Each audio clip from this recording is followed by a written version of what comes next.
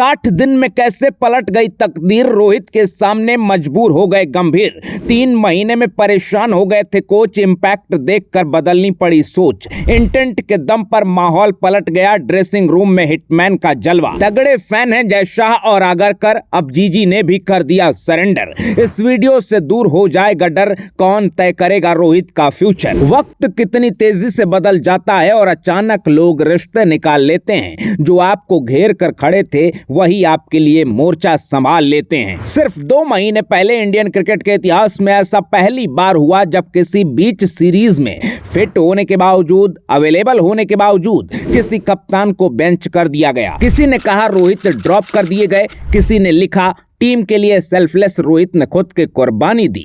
एक खबर यह भी आई कि रोहित सिडनी टेस्ट खेलकर रिटायरमेंट लेने का मन बना चुके थे, लेकिन गंभीर ने रोहित को एक आखिरी मौका भी नहीं दिया, क्योंकि गंभीर WTC फाइनल में क्वालिफिकेशन का एक आखिरी चांस देख रहे थे।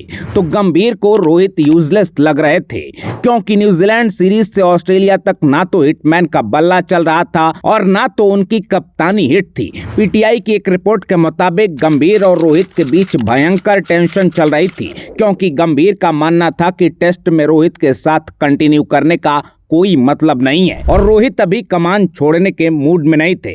BCCI के एक बड़े अधिकारी ने कहा ऑस्ट्रेलिया में तनातनी इतनी बढ़ गई थी कि आखिरी मैच से पहले गंभीर रोहित शर्मा से बात भी नहीं कर रहे थे। यही वजह थी कि सिडनी टेस्ट से पहले जब कोच गंभीर प्रेस कॉन्फ्रेंस करने आए तो ये रेयर मौका था जब कप्तान के ही प्लेइंग 11 में होने पर डाउट था। गंभीर ने कहा पिच को देखकर हम टीम का फैसला करेंगे। रोहित शर्मा पर गंभीर के इस जवाब से हर कोई दंग था और सिर्फ 60 दिन बाद हालात बदल गए, जज्बात बदल गए। जब गौती से पूछा गया कि रोहित का कितना क्रिकेट बाकी है तो गंभीर रिपोर्टर पर ही भड़क गए। गंभीर ने कहा हम खिलाड़ी के स्टैट्स नहीं, इंपैक्ट देखते हैं। अगर कोई कप्तान इस तरह के इंटेंट और टेम्पो के साथ खेलता है तो ये पूरे ड्रेसिंग रूम के लिए एक एग्जाम्पल सेट करता है, क्योंकि हम निडरता और साहस के साथ खेलना चाहते हैं। गंभीर ने आगे कहा आप रन देखते हैं, हम इंपैक्ट देखकर जज करते हैं। हमारे और आपके जजमेंट में बस यही बेसिक डिफरेंस है। एक पत्रकार और एक्सपर्ट के तौर पर आप लोग नंबर्स और एवरेज में फंसे रहते हैं, लेकिन as a coach, as a team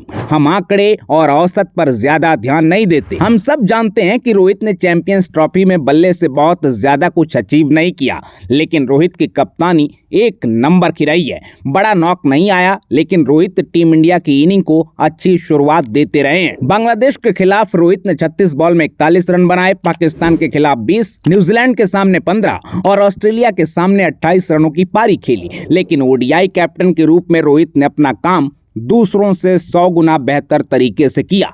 हो सकता है कि टेस्ट में रोहित को ड्रॉप कर दिया जाए या फिर वो रिटायरमेंट का ऐलान कर दें, लेकिन फॉर्मेट बदलते ही रोहित की कप्तानी में टीम इंडिया ने फिर वही रंग पकड़ा, जिसे देखकर फाइनल हारने के बावजूद 2023 के वर्ल्ड कप कैंपेन पर 150 करोड़ भारतीय फैंस को गर्व हो रहा था। लगातार 10 मैच जीतने के बाद अहमदाबाद में फाइनल का वो दिन ऑस्ट्रेलिया के नाम रहा।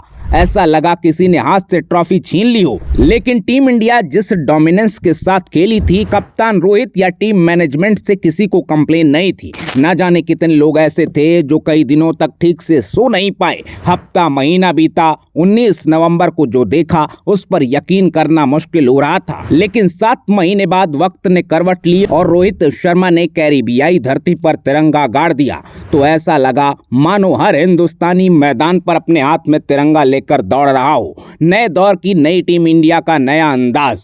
ऐसा कोई नहीं था जिसके हाथ सलामी में ना उठे हों। सपना सच होने जैसी इस कहानी के बाद फिर आया असली टेस्ट का सीजन और रोहित की वही टीम ऐसे फेल हुई कि हर जुबान पर गाली थी और एक्सपेरिमेंट मास्टर नए कोच साहब ने उसी चैंपियन कप्तान पर सर्जिकल स्ट्राइक की तैयारी कर ली, जिसे एक IPL फ्रेंचाइजी यानी मुंबई इंडियंस की कप्तानी से हटाने पर तूफान खड़ा हो गया था। लेकिन कहते हैं वक्त कितना भी बुरा या अच्छा क्यों ना हो, वक्त की सबसे बड़ी खासियत ये होती है कि वक्त गुजर जाता है और 2 महीने बाद वक्त फिर बदल गया जब वही कोच उसी कप्तान के लिए लड़ गए। फैंस फिर उसी कप्तान को सिर आंखों पर बिठाकर चलने को तैयार हो गए।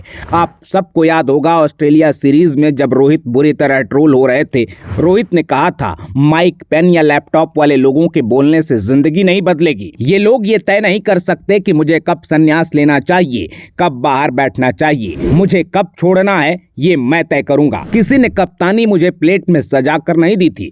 उस वक्त बहुत सारे लोगों को रोहित के इस स्टेटमेंट में उनकी तकलीफ से ज्यादा उनका एरोगेंस दिखा होगा, लेकिन अब ऐसा लग रहा है ठीक ही तो कह रहे थे रोहित, क्योंकि कोई चैंपियन कप्तान कब रिटायर होगा ये कोई दूसरा कैसे तय कर सकता है। इसलिए अगर वक्त ने साथ दिया तो वो खुद तय करेगा कि वो कब तक रहेगा, वो कब चला जाएगा। रोहित शर्मा के जिंदगी के उतार चढ़ाव की इस इंस्पायरिंग स्टोरी पर आप क्या कहेंगे, कमेंट बॉक्स में अपनी राय जरूर बताइएगा। और चलते चलते हिटमैन के लिए अपने वन लाइनर के साथ वीडियो को शेयर करना बिल्कुल ना भूलिएगा। अपना ख्याल रखिए, आते रहिए।